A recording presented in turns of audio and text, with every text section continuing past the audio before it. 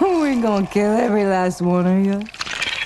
In 2025, Ryan Coogler's Sinners redefined the vampire genre with a bold mix of Southern Gothic horror, spiritual legacy, and cultural reckoning. Set in rural Louisiana, the film follows Sammy, a gifted blues musician whose music does more than entertain.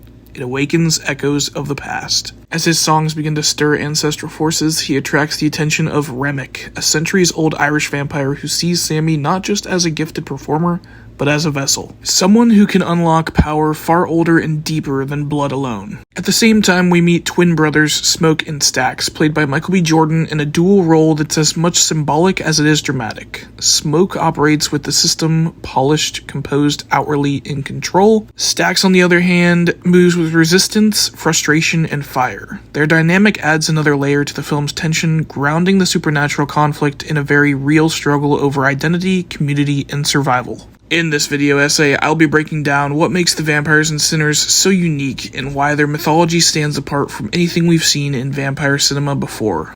I'm going to be tracing on how they build on traditional vampire lore while challenging it. We'll also be exploring how music becomes a tool of resistance and control, and we will be unpacking the significance of placing an Irish vampire in conflict with a predominantly black southern community. To understand what Sinners is doing, we need to first revisit where vampires came from and also how they've evolved across time. Vampires have haunted stories for centuries, but their cinematic presence began in earnest with Nosferatu in 1922. That film gave us the vampire as a disease, a ghastly, inhuman creature who brings plague wherever he goes. When Bela Lugosi took on the role of Dracula in 1931, the vampire changed. He became elegant, foreign, and seductive. He donned a cape instead of crawling around like a rat, but underneath that charm still lurked the same threat, something ancient and invasive. In Bram Stoker's Dracula from 1992, the story leaned heavily into gothic tragedy. This vampire wasn't just a predator. He was a grieving lover, a nobleman cursed by God, and a symbol of colonial guilt. Then, in Interview with the Vampire, we saw introspective immortals wrestling with morality and mortality. Vampires became philosophers and monsters all at once. And of course, in Twilight, the vampire was fully rebranded. No longer feared, but adored. They sparkled, they abstained, and they fell in love. Each version of vampires has mirrored the fears or fantasies of its time. From pestilence to sexuality to eternal longing, vampires have always adapted to the moment. Still, certain traits have remained constant. The vampire is undead, caught between life and death. They drink human blood, often using sharp fangs. They tend to be beautiful or hypnotic, luring victims with charm rather than force. They have supernatural strength and speed, sometimes mind control or flight, but they are far from invincible. Traditionally, vampires burn in sunlight. They're repelled by garlic and religious symbols. A wooden stake through the heart can kill them. Silver, holy water, and the inability to enter a home without permission are common across cultures as well. They also often do not cast a reflection, another reminder that they no longer belong to the world of the living. These rules aren't arbitrary. They reflect deeper fears of desecrated bodies, moral decay, spiritual corruption. Vampires aren't just creatures of the night. They're mirrors of us, twisted by desire, power, and the fear of what happens when death isn't the end. The vampires and sinners are not just bloodthirsty monsters or tragic lovers. They're cultural colonizers, spiritual parasites, and a terrifying blend of old-world myth and modern commentary. At first glance, they seem to follow many of the classic rules. They burn in sunlight, they can be killed with a wooden stake, they need to be invited in, but beyond those familiar traits, Sinners adds new layers that make these vampires feel disturbingly real. One of the most striking elements is their hive mind connection. When Remick, the ancient Irish vampire who leads them, turns someone, they don't just become vampires. They become vessels for his memories, his trauma, his desires. Each one shares his consciousness in some way, creating a kind of vampiric choir.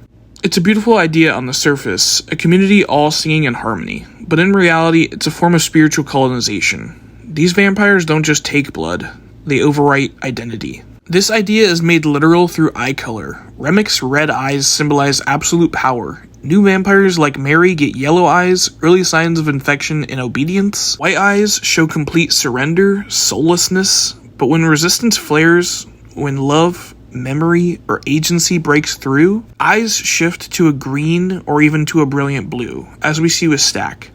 It's a stunning visual language of control and rebellion. And unlike some traditional portrayals, every bite in Sinners is permanent. There's no feeding and walking away. Once bitten, you're transformed. But that transformation isn't just physical, it's ideological. Remick doesn't want followers, he wants instruments. The people he turns become part of a system that erases the very culture it claims to embrace. In Sinners, music isn't just a part of the film, it's the film's spiritual backbone. From the first time we see Sammy play, it's clear his music holds power. He isn't just a performer, he's a conduit. When Sammy plays the blues, something ancestral wakes up. Ghosts stir, memories surface. His music isn't just art, it's a summoning. What makes Sammy so dangerous to Remick is exactly what makes him sacred to his community. His songs carry the weight of generations. Black history, suffering, resistance, joy, and pain, all encoded in rhythm and melody. It's hoodoo. It's folk tradition. It's lived experience transformed into something eternal. And Remick knows this. He hears it. He feels it. He wants it. But not to share it. To own it. Remick believes Sammy's music can resurrect his own ancestral spirits. He calls it harmony, but it's exploitation. What he wants is cultural resurrection, but on his terms through Sammy's sacrifice. In his eyes, Sammy's soul is just a key to unlocking someone else's door.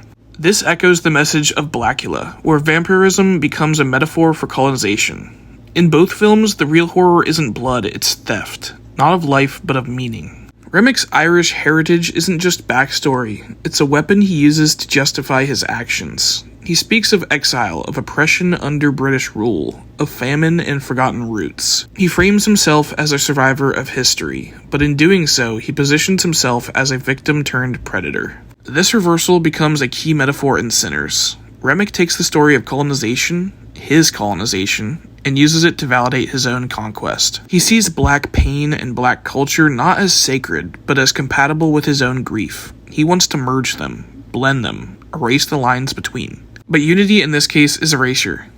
Remick's offer to Sammy isn't peace, it's assimilation.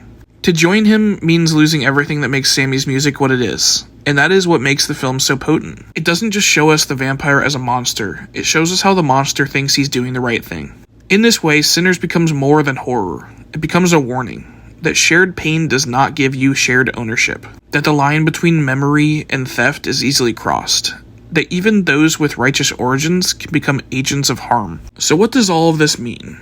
Sinners is a vampire film, yes, but it's also a cultural reckoning. It honors the traditions of vampire lore while interrogating them. It gives us monsters who are seductive, powerful, and terrifying in familiar ways, but then makes us question who the real predator is. It gives us a villain with a painful past, but refuses to let that pain excuse the harm he causes. We've seen how Sinners builds on the legacy of Dracula, Interview with a Vampire, Twilight, and Blackula, borrowing familiar rules like burning in sunlight or dying by a wooden stake, and then recontextualizing them. In this world, being turned into a vampire isn't just a loss of humanity. It's a loss of history, of voice, of soul. Sammy's music is more than expression, it's resistance, it's memory. And when Remick tries to steal it, he reveals the true horror at the heart of Sinners. Not just the fear of death, but the fear of erasure, of being silenced, of having your legacy rewritten by someone who claims to admire you while taking everything that made you whole. Michael B. Jordan's portrayal of Smoke and Stack deepens this tension. Their divide reflects the larger battle between assimilation and resistance, and between survival and truth. And through Sammy, we see a third option. To fight not with violence, but with memory, with sound, and with soul. Because in Sinners, monsters don't just drink blood. They try to rewrite stories. And the only way to stop them is to make sure yours is heard.